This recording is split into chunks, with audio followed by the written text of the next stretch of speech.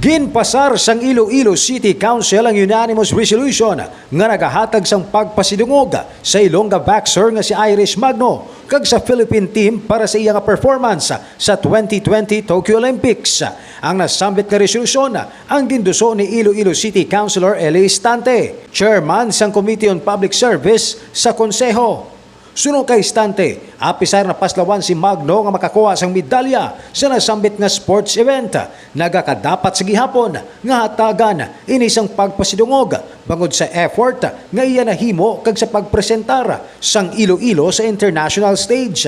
Sir, reason mo nga nag-propose ka sa City Council nga magpasar sang resolution for commending our Ilongga boxer, sir, si Irish Magno.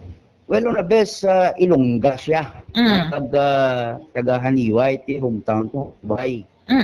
Kag isa pa nga nagdala sa sang dunggog kag kadungganan sa Muluyo sang pungsod Pilipinas. Ilabi na gid diri sa bahin sang Iloilo province kag sa siyudad sang Iloilo. Not necessarily nga ti way sa kakwasang Bulawan, but at least he tried her best. Kag being an Olympian, nakatadulong kaya sa Olympic, tama na kag isa na inakadako nga achievement. Yes. Nga imo siniya nga makuha. Kung madumdumana nga napaslawan si Magno nga perdehon ang pambato sang Thailand nga si Utama Setpong sa women's flyweight round of 16, pinaagi sa unanimous decision kung sa diin nangin pabor sa iya nga kasumpong.